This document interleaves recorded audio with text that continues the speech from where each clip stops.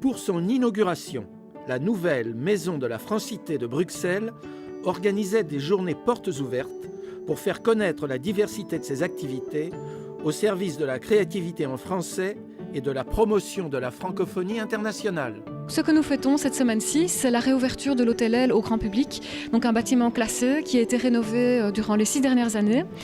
Il a été construit initialement en 1850, donc dans un style néoclassique. Nous sommes en plein quartier du Luxembourg, quartier chic.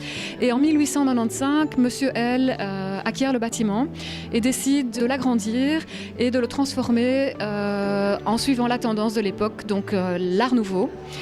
La Maison de la Francité a pour double mission la promotion de la langue française et de la francophonie. Qu'est-ce que ça veut signifier au quotidien? Donc, comment réaliser finalement ces objectifs dans la société qui nous entoure? Eh bien, nous proposons une série de services, donc une permanence SOS Langage, qui est un service d'assistance linguistique par téléphone, par courriel.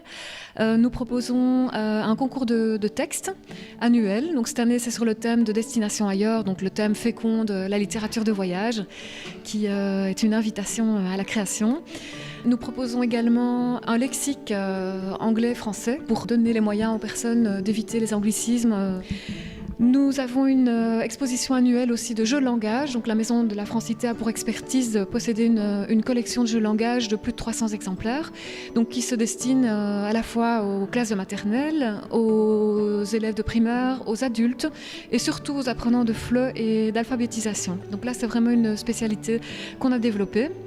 Donc les collections sont mises à disposition des associations, des écoles tout au long de l'année, mais une fois par an, donc pendant un mois, on propose aux personnes de venir participer et donc de prendre place, de jouer, de tester les jeux.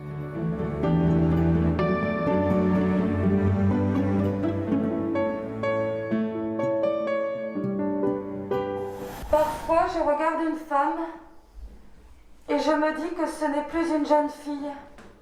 Et je me demande si elle est plus âgée ou plus jeune que moi. Je me fous de savoir où elle construit sa vie. Si elle savoure ou s'il s'avère que le bonheur, comme ce savon, lui échappe comme ces vers qui s'élèvent pour se perdre ou ces larmes que je te livre par mes lèvres. Je rends grâce à l'art du délire par les lettres, à l'être qui me délivra de l'état de larve dans lequel je me complaisais, mais sa voix s'évanouit, le temps sévit, plein de velléité, envie de me voir l'oublier. Mais je me souviens, elle s'est sauvée. S'en est suivie une salve de pleurs trop salés, et puis le doute s'est installé.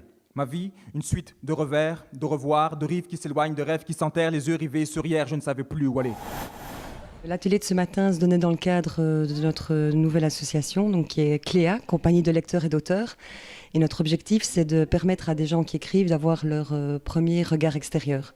Donc très souvent, quand on écrit, on a envie de savoir si on a été compris, si les effets qu'on a voulu produire dans notre texte ont été perçus par un lecteur extérieur. Et donc dans l'atelier qu'on a fait ce matin, par exemple, les gens sont venus avec un texte qu'ils avaient écrit chez eux, que eux jugent abouti, terminé. Et l'idée, c'est de lire ce texte en présence des autres lecteurs et d'accompagnateurs de Cléa, qui donc donnent un premier retour sur le texte. Donc on a monté une compagnie de lecteurs, d'où le nom compagnie de lecteurs et d'auteurs. La compagnie de lecteurs, c'est 40 personnes pour l'instant.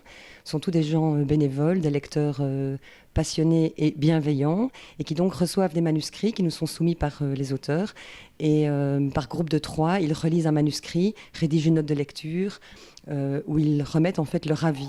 Il faut que ça frime, que ça en jette, que ça déchire, que ça arrache. Seras-tu assez fort? On te jugera, prépare-toi. Attention où tu vas, certains voudront ta mort. Mets tes rêves à la poubelle, abandonne tes ailes, on les a saccagés. Et tes amis, compte-les, combien sont-ils après la tempête du sort? Il faut que ça frime, que ça en jette, que ça déchire, que ça arrache pour pouvoir espérer se faire une place au sein du club people, faire la pute aux radios, aux télé. C'est le mensonge qui prime, rassasiant le crime des meneurs de bestiaux. Ils te diront ce qui vaut, comment tu dois paraître ou agir pour être beau. Généralement, on a l'image de l'écrivain comme étant dans une activité solitaire, qui est l'écriture. Eh bien, un atelier d'écriture a la spécificité, justement, d'offrir un espace où on écrit en groupe. Enfin, chacun va vers sa langue, évidemment, chacun va vers son territoire, chacun va essayer de découvrir ses thèmes, avec des propositions d'écriture qui sont données par l'animateur ou l'animatrice, et des retours sur les textes. Et ce qui est riche, c'est justement que l'on s'enrichit du partage des textes produits des uns des autres et que l'on voit qu'il y a des univers différents et extrêmement riches à partir d'une même proposition d'écriture. Alors ici, nous avons le thème du voyage, qui est le thème qui est organisé par cette merveilleuse maison de la Francité où nous sommes actuellement, qui va être exploré donc à partir de romanciers et d'écrivains aussi différents que Caroline Lamarche avec son roman éblouissant La chienne de Naha et Nicolas Bouvier qui est un écrivain voyageur, l'écrivain voyageur par excellence. Par exemple, on part de ces textes-là pour aller vers sa propre langue. C'est ce qui est la spécificité donc, et la recherche d'un atelier d'écriture littéraire. Dans ce désert surpeuplé, où tout se défriche, où se chiffre, où polluer l'air est populaire, une place de choix dans nos palais, le poison porté sur la boisson. La gueule de bois du monde est de taille.